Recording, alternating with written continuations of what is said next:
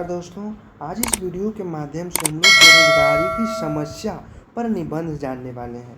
बेरोजगारी की जो समस्या है वह आपके एग्जामिनेशन में 4 टॉपिक्स, यदि ये 4 टॉपिक्स पूछते हैं कौन कौन सी। पहला, बेरोजगारी की समस्या, बेरोजगारी एक अभिशाप, बढ़ती बेरोजगारी का कारण और निवारण, बेरोजगारों की समस्या और उसका समाधान।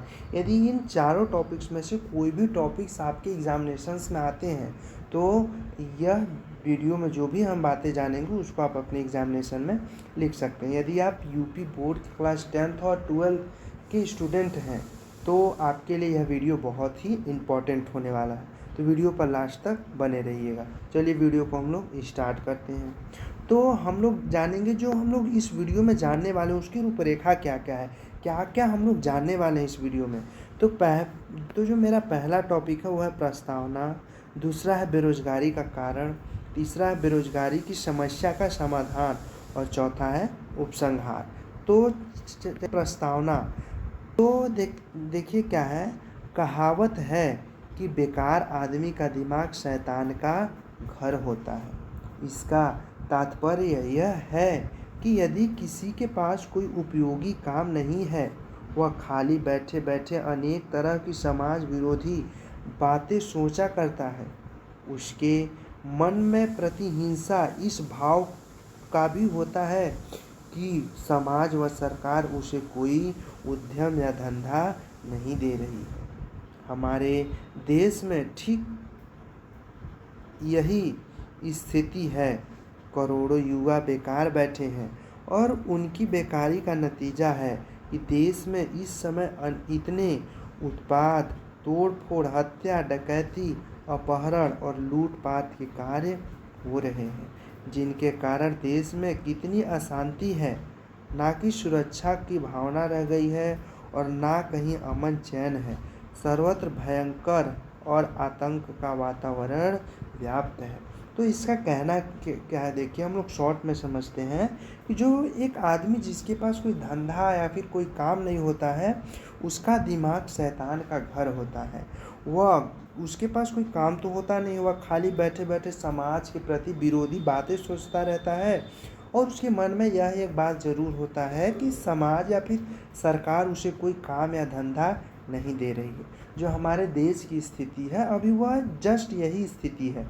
करोड़ों युवा बैठे हैं और उनकी बेकारी का नतीजा क्या है कि उत्पात, तोड़फोड़, डकैती, हत्या, अपहरण, लूटपाट के कार्य, अनेकों तरह के कार्य इस समय हो रहे हैं, जिनके कारण हमारे देश में बहुत अशांति फैली हुई है। सुरक्षा की भावना बिल्कुल ही नहीं रह गई है और ना ही कहीं चैन है, ना कहीं अमन है और सर्वत्र भयंकर का जो वातावरण फैला हुआ है। तो प्रस्तावना आप लोग समझ गए होंगे। अब हम लोग जानते हैं बेरोजगारी के कारण, कि बेरोजगारी का कारण क्या है, बेरोजगारी कैसे होता है। तो देखिए क्या है, देश में बेरोजगारों की ओर दृष्टि डालें, यहाँ पे और के जगह की होगा। देश में बेरोजगारों की ओर दृष्टि डालें तो उनमें 2 तरह के लोग मिलेंगे। ग्रामीण क्षेत्रों में ऐसे लाखों युवक मिलेंगे जिन्हें पढ़ने लिखने का अवसर मिला ही नहीं, उनके लिए घर में कोई काम नहीं है, ना घर के बाहर। वे बाहर जाते भी हैं तो थोड़े समय में इधर उधर का चक्कर लगाकर फिर से लौटकर आ जाते हैं।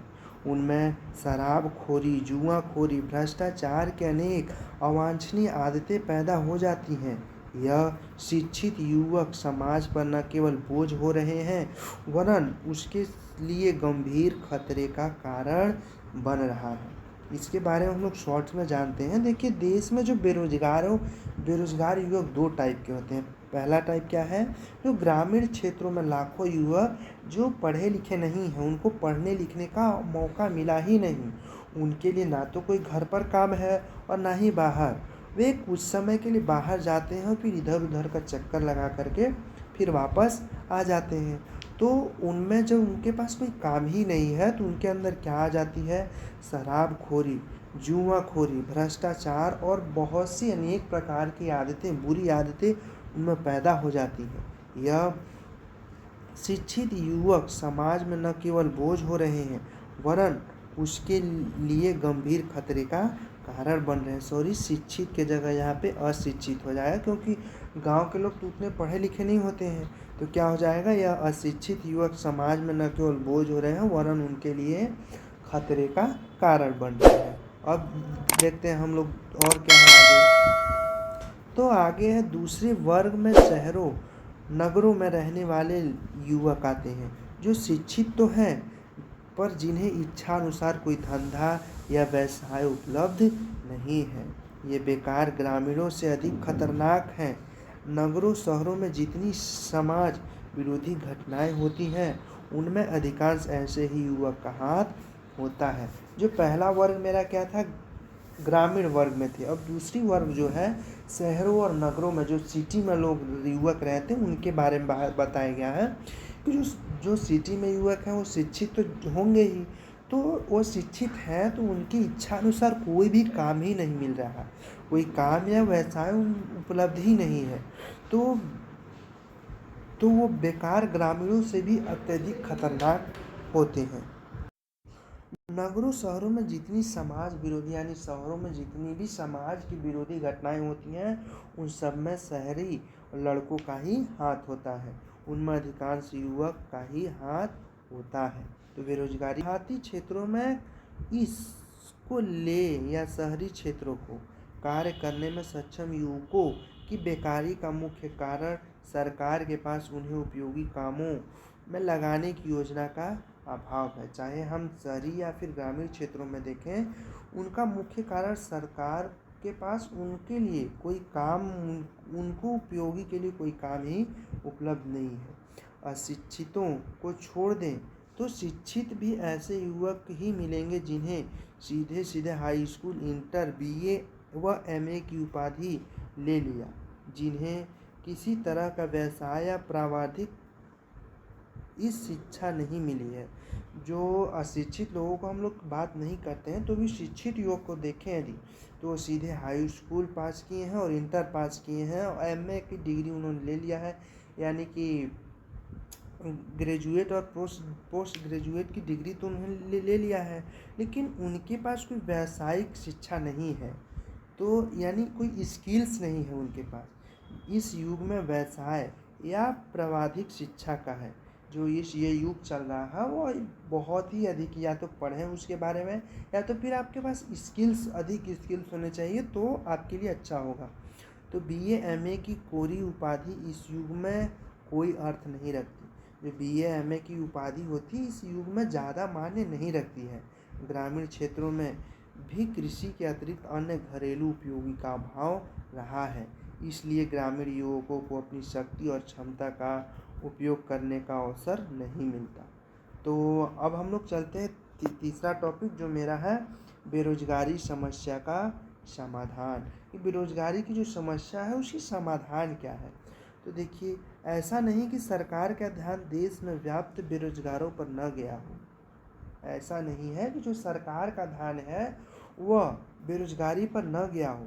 हर पंचवर्षीय योजना में कार्यक्षम युवकों के लिए नए उद्यमों के सृजन की योजनाएं बनाती हैं, इस और कार्यान्वित आई हैं और इसी तरह वह कार्यान्वित होती आ रही हैं। इस पर इनका असर निरंतर बढ़ती आबादी के कारण शून्य होती जा रहा।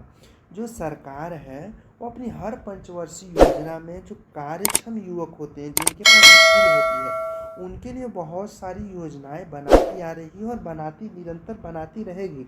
यहाँ पे थोड़ी सी गलत हो गई है कि इसी और स के जगह लिखेंगे इसी तरह कार्यान्वित होती आई है, पर इसका असर निरंतर बढ़ती आबादी के कारण शून्य होती जा रही है। जिस तरह आज हमारे देश में आबादी बढ़ती जा रही है, उस तरह यदि बढ़ती रहे तो हमारे देश में बेरोजगारी बढ़ती जाएगी।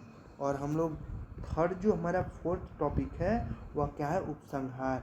उपसंहार के बारे में हम लोग जानते हैं। जब हमारे देश अंग्रेजों के शासन का दास्ता से मुक्त हुआ, उस समय उसकी जनसंख्या करोड़ों से भी कम थी। जब हमारा देश अंग्रेजों के जो ब्रिटिश पहले शासन हमारे देश पे करती थी, तो उससे जब हम लोग मुक्त हुए तो उस समय की जनसंख्या क्या थी, करोड़ों से भी कम थी। वर्तमान में यह बढ़कर 1 अरब से ऊपर पहुंच जाती है। अब ही जो हमारी जनसंख्या है वह क्या है, अरबों से ऊपर है। यही कारण है कि सारी आर्थिक योजनाओं का हमारे जीवन स्तर पर कोई खास असर नहीं दिखाई देता।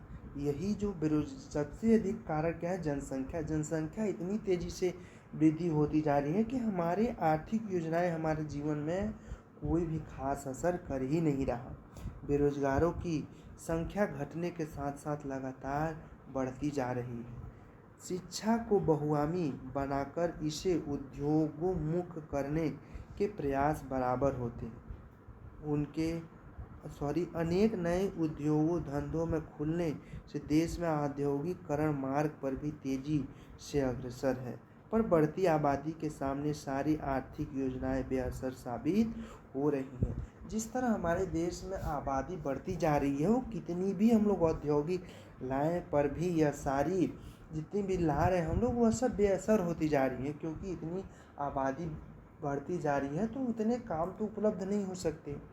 तो जो भी इस वीडियो में हम लोग बेरोजगारी की समस्या और 3 टॉपिक्स थे बेरोजगारी से ही रिलेटेड, उसके बारे में इस वीडियो में जाना। आपको कैसा लगा वीडियो में हमें कमेंट करके ज़रूर बताइए। यदि आपको वीडियो अच्छा लगा हो तो वीडियो को लाइक और चैनल को सब्सक्राइब कर हमारे साथ क्लास 10th और 12th इसी तरह के बहुत सारी इंपॉर्टेंट वीडियो देखने के लिए हमारे साथ ज़रूर जुड़िए। तो फिर मिलते हैं इसी तरह के नए वीडियो में, तब तक के लिए धन्यवाद।